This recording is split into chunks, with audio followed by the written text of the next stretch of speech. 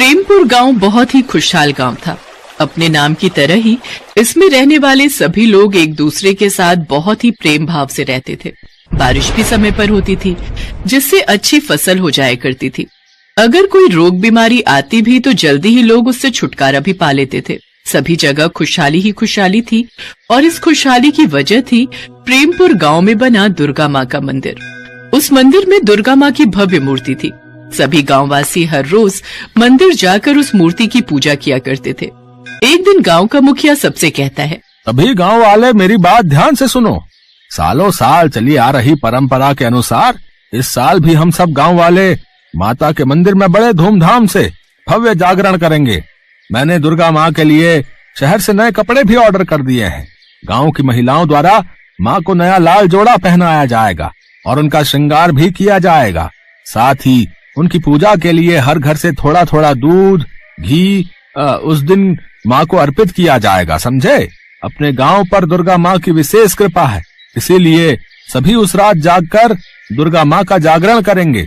जागरण की तारीख आज से ठीक 1 महीने बाद की निकली है। आप चिंता मत कीजिए मुखिया जी, हर साल की तरह इस साल भी हम माता का जगराता बड़े धूमधाम से करेंगे। सभी गांववासी जागरण वाले दिन का बड़ी बेसब्री से इंतजार कर रहे थे।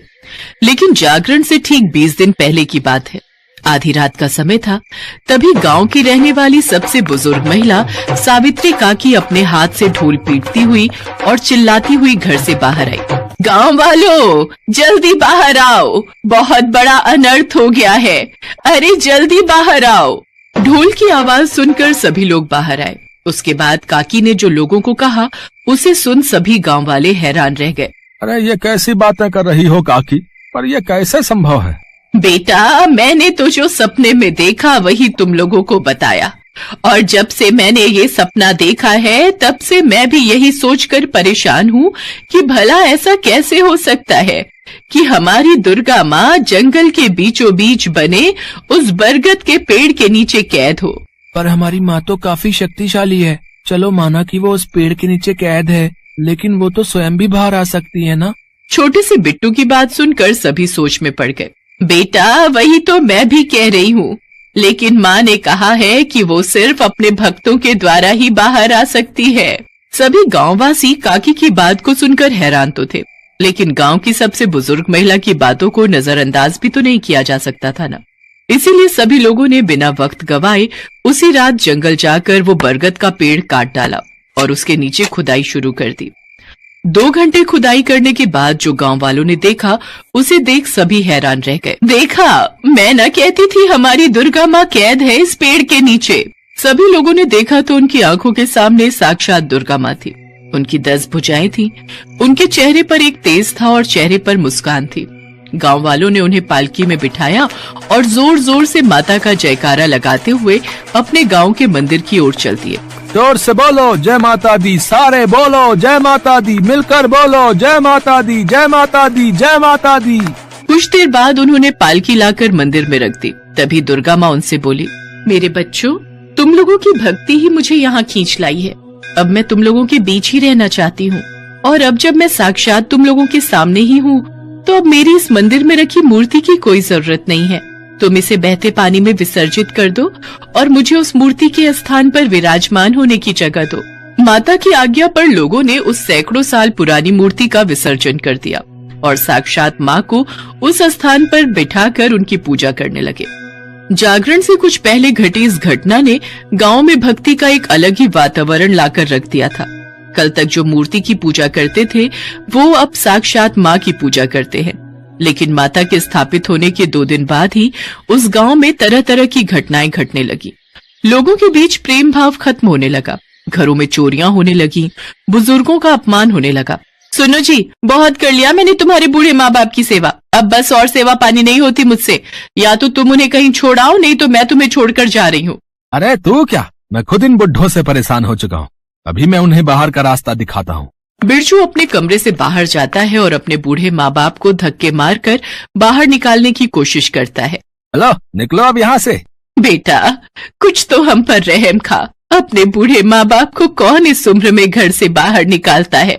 बेटा, बाहर तो बहुत तेज बारिश हो रही है। आधी रात को हम इस बारिश में कहाँ जाएंगे? हमें कल सुबह तक का वक्त दे दो, सुबह होते ही हम चले जाएंगे। अजी ये सब तो इन बुड्ढों का बहाना है। मैं कहती हूँ निकालो इनको लात मारकर बाहर। ये सिर्फ एक घर की कहानी नहीं थी, बल्कि हर घर में यही चल रहा था। भाई भाई से लड़ रहा था और बहन बहन से। औरतों के साथ जबरदस्ती की जा रही थी। लोगों के खेतों में आग लगकर उनकी सारी फसल खराब हो रही थी। कुएं का पानी सूख चुका था। लेकिन दुर्भाग्य का सिलसिला यही नहीं थमा और लोगों की अचानक मौत तक भी होने लगी। एक दिन सरिता की 5 साल की लड़की की अचानक से मौत हो गई। हाय मेरी बच्ची, ये क्या हो गया तुझे? उठ, अपनी माँ से बात कर मेरी बच्ची। लोगों को कुछ समझ नहीं आ रहा था कि आखिर गांव में ये अशुभ घटनाएं हो क्यों रही हैं, जबकि अब तो दुर्गा माँ साक्षात उनके गांव में विराजमान है। छोटे से दुर्गा भक्त बिट्टू के दिमाग में भी ये बात बार बार आती थी, लेकिन वो माँ का ध्यान करता रहा। लेकिन एक रोज उसके पापा का भी अचानक निधन हो जाता है। पापा पापा उठो ना पापा, अब मेरे साथ कौन खेलेगा? उठो ना पापा। लेकिन वो नहीं जानता था कि अब उसके पापा कभी नहीं उठेंगे। बिट्टू और उसकी माँ का रो रो कर बुरा हाल था, लेकिन गांव का कोई भी व्यक्ति उनका दुख बांटने नहीं आया। बिट्टू और उसकी माँ ने अकेले ही बिट्टू के पिता को अग्नि दी और उसका अंतिम संस्कार किया। रात को बिट्टू जब घर लौटा तो उसको नींद नहीं आ रही थी और वो गुस्से में उठ खड़ा होता है और कहीं जाने लगता है। तभी उसकी माँ, बेटा बिट्टू, आधी रात को तू कहाँ जा रहा है? माँ, मैं मंदिर जाकर दुर्गा माँ से पूछूंगा कि उन्होंने मेरे पापा को मुझसे क्यों छीना। ये कहकर बिट्टू गुस्से में चला जाता है। उसकी माँ भी उसके पीछे पीछे चली जाती है। वो दोनों रात को ही माता के मंदिर गए, जबकि माता की आज्ञा के अनुसार कोई भी रात को मंदिर नहीं आ सकता था और जो कोई भी ऐसा करेगा उसे माता के क्रोध का शिकार होना पड़ेगा। लेकिन उन दोनों को तो जैसे इस बात की परवाह थी नहीं। वो दोनों जब मंदिर पहुंचे तो वहां का नजारा देखकर थर थर कांपने लगे। वहां माता तो थी ही नहीं, बल्कि एक भयानक राक्षसी थी। उसके 5 हाथ और 3 सर थे। उसका शरीर भयानक काले रंग का था और बड़े बड़े नुकीले दांत थे। उनको देख राक्षसी बोली, कौन हो तुम और इस वक्त यहाँ क्यों आए हो?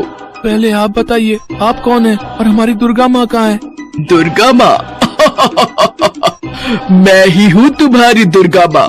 अब करो मेरी जय जयकार। वो राक्षसी ताड़का थी। सभी दुर्गा माँ की पूजा करते थे। इस बात से वो बहुत चिढ़ती थी।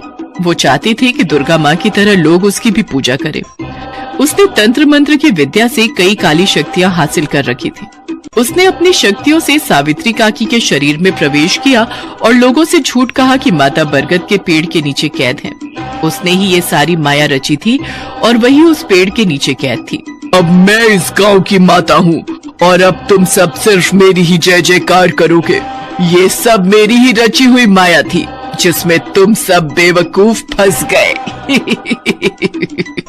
बिट्टू और उसकी माँ ने जल्दी से अपनी आंखें बंद की और दुर्गा माँ का ध्यान करने लगे। तभी वहाँ जोरदार बिजली कड़की और साक्षात दुर्गा माँ प्रकट हुई। दुर्गा माँ, आप जय दुर्गा माँ, जय दुर्गा माँ। जय माँ दुर्गा। अच्छा, तो तू यहाँ भी आ गई। चल, अब जैसे मैंने तेरी मूर्ति का विसर्जन किया वैसे ही अब तेरा भी खात्मा कर देती हूँ। ये कहकर उसने अपनी मायावी शक्ति से एक तलवार प्रकट की और दुर्गा माँ की तरफ फेंक दी। लेकिन दुर्गा माँ ने अपने त्रिशूल से उस पर वार किया, जिससे उसके शरीर के हजारों टुकड़े हो गए और उसकी मौत हो गई। ए माँ, तुमने हमारे गांव को अपनी कृपा से क्यों वंचित कर दिया?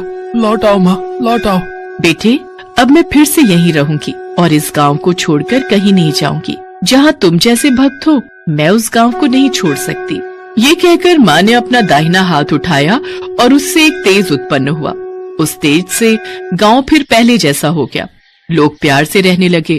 कुओं में पानी भर आया, खेतों में फसलें उगाई और यहाँ तक कि इन दिनों जिनकी मृत्यु हुई थी वो लोग जीवित हो उठे।